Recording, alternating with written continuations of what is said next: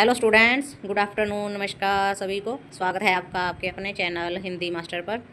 तो आज हम करेंगे रीतिकाल से संबंधित महत्वपूर्ण एमसीक्यू जो कि TGT, PGT, DSSS, master cadre, UPLT grade, BPSC आदि परीक्षाओं में ये क्वेश्चन पूछे जाते हैं, हिंदी व्याकरण और हिंदी साहित्य। तो चलिए आज हम स्टार्ट करते हैं रीतिकाल से संबंधित महत्वपूर्ण प्रश्न। तो हमारा आज का पहला प्रश्न है, रीतिकाल नामकरण किस विद्वान द्वारा किया गया? रामचंद्र शुक्ल, हजारी प्रसाद द्विवेदी, जॉर्ज ग्रियर्सन या फिर रामविलास शर्मा। तो रीतिकाल का जो नामकरण है वो आचार्य रामचंद्र शुक्ल जी द्वारा किया गया था। ऑप्शन ए इसका सही उत्तर है। नेक्स्ट प्रश्न, रामचंद्र शुक्ल ने रीतिकाल को किस आधार पर नाम दिया? भक्ति प्रधानता, रीति ग्रंथों की अधिकता, वीरता वर्णन या फिर सामाजिक सुधार। तो रामचंद्र शुक्ल ने रीतिकाल का नाम रीति ग्रंथों की अधिकता होने के कारण ये नाम दिया था।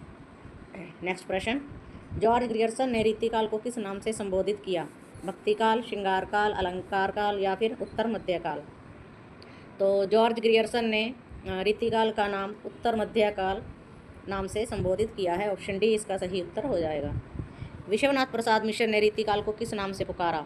श्रृंगार काल, अलंकार काल, रीति युग या फिर कलात्मक काल। तो विश्वनाथ प्रसाद मिश्र ने रीतिकाल को श्रृंगार काल के नाम से पुकारा है। और श्रृंगार की जो रत्नी है वो आप देख लीजिए, वो इस तरह से श्रृंगार लिखा जाता है। ये प्रिंटिंग मिस्टेक हो जाती है हिंदी में, तो श्रृंगार इस तरह से लिखा जाता है, आप ध्यान रखिएगा। नेक्स्ट प्रश्न है, रीतिकाल का समय क्या है? 1050 से 1375 ईस्वी, 1375 से 1650, 1650 से 1850 या फिर 1850 से अब तक। तो रीतिकाल का समय जो माना गया है वो 1650 से लेकर 1850 ईस्वी तक माना गया है। Option number C.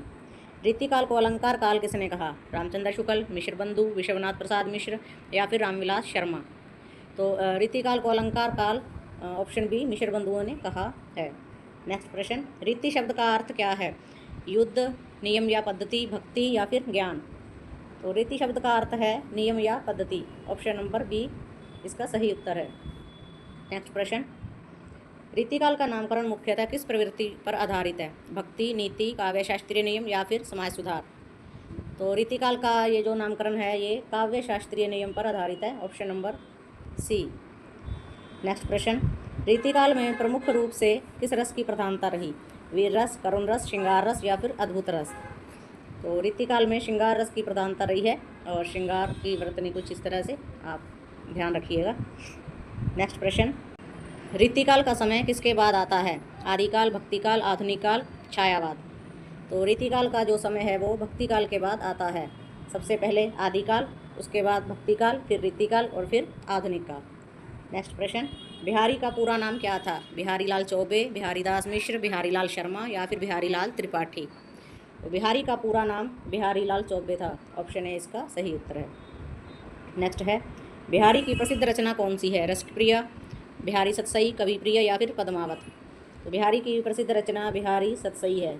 इस एक रचना से ही बिहारी ने हिंदी साहित्य जगत में प्रसिद्धि प्राप्त की है। तो ऑप्शन बी इसका सही उत्तर है, बिहारी सतसई। नेक्स्ट प्रश्न है, बिहारी सतसई में कुल कितने दोहे हैं? 500, 600, 700 या फिर 713। तो बिहारी सतसई में 713 दोहे हैं और शुक्ल जी बिहारी सतसई में 700 दोहे मानते हैं। नेक्स्ट प्रश्न, बिहारी किस रस के प्रमुख कवि माने जाते हैं? वीर रस, भक्ति रस, श्रृंगार रस या फिर करुण रस। तो बिहारी श्रृंगार रस के प्रमुख कवि माने जाते हैं। ऑप्शन सी सही उत्तर हो जाएगा। बिहारी किसके दरबार से संबंधित थे? अकबर, जहांगीर, जयसिंह या फिर शाहजहां। तो बिहारी जयसिंह के दरबार से संबंधित थे। Option C. नेक्स्ट प्रश्न, रसप्रिया ग्रंथ के रचयिता कौन है? घनानंद, केशवदास, भूषण या फिर आलम। रसप्रिया ग्रंथ केशवदास जी के द्वारा लिखा गया है। ऑप्शन बी इसका सही उत्तर है। नेक्स्ट प्रश्न है, कवि प्रिया किसकी रचना है? चिंतामणि, भूषण, केशवदास या फिर घनानंद।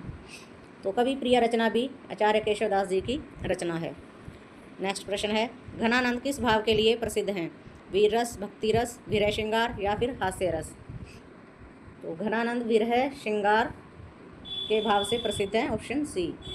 नेक्स्ट प्रश्न, भूषण किस रस के प्रमुख कवि माने जाते हैं? श्रृंगार रस, वीर रस, करुण रस या फिर अद्भुत रस। तो भूषण वीर रस के कवि हैं। ये एकमात्र कवि हैं रीतिकाल के जिन्होंने वीर रस का प्रयोग किया है। नेक्स्ट प्रश्न, भूषण ने किस वीर नायक की प्रशंसा में काव्य लिखा? महाराणा प्रताप, छत्रपति शिवाजी, पृथ्वीराज चौहान या फिर अकबर। तो भूषण ने छत्रपति शिवाजी के दरबार में काव्य रचना की थी, ऑप्शन बी। नेक्स्ट पर चलते हैं। शिवराज भूषण के रचयिता कौन हैं? भूषण, केशवदास, आलम या फिर चिंतामणि। शिवराज भूषण के रचयिता ऑप्शन ए भूषण माने जाते हैं। चिंतामणि किस प्रकार के ग्रंथों के लिए प्रसिद्ध है? भक्ति काव्य, रीति ग्रंथ, वीर काव्य या फिर नाटक। तो चिंतामणि रीति ग्रंथों के लिए प्रसिद्ध हैं, ऑप्शन बी। आलम किस प्रकार के काव्य के लिए प्रसिद्ध हैं? वीर काव्य, भक्ति काव्य, श्रृंगार काव्य या फिर नीति काव्य। तो आलम श्रृंगार काव्य के लिए प्रसिद्ध है, ऑप्शन सी। केशवदास की किस रचना को छंदों का अजायब घर कहा जाता है? जहांगीर जस चंद्रिका, रसप्रिया, कविप्रिया या फिर रामचंद्रिका। तो केशवदास की रचना रामचंद्रिका को छंदों का अजायब घर कहा जाता है, ऑप्शन डी। और छंदों का अजायब घर इनको रामस्वरूप चतुर्वेदी ने कहा था।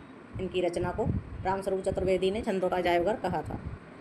नेक्स्ट प्रश्न, घनानंद की कविता की मुख्य विशेषता क्या है? नीति उपदेश, अलंकारिकता, व्यक्तिगत प्रेम एवं विरह या फिर वीरता वर्णन। घनानंद की कविता की प्रमुख विशेषता व्यक्तिगत प्रेम एवं विरह वर्णन है। घनानंद की प्रेमिका का नाम सुजान था।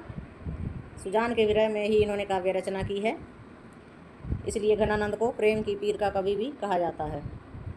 तो स्टूडेंट, ये थे हमारे आज के रीतिकाल से संबंधित कुछ महत्वपूर्ण प्रश्न जो कि पिछली परीक्षाओं में पूछे गए हैं। तो ये प्रश्न बहुत ही महत्वपूर्ण है, तो आप 1-2 बार वीडियो को और देख लीजिए। और अगर वीडियो आपको अच्छी लगे तो लाइक और शेयर अवश्य करें, और हमें आप अपने सुझाव भी कमेंट बॉक्स में दे सकते हैं। तो इसी तरह से महत्वपूर्ण प्रश्नों के लिए हमारे साथ जुड़े रहिए, और हिंदी मास्टर चैनल को आप सब्सक्राइब ज़रूर कर लें, ताकि आपको अच्छे से अच्छे महत्वपूर्ण प्रश्न जो हैं वो मिलते रहें। धन्यवाद।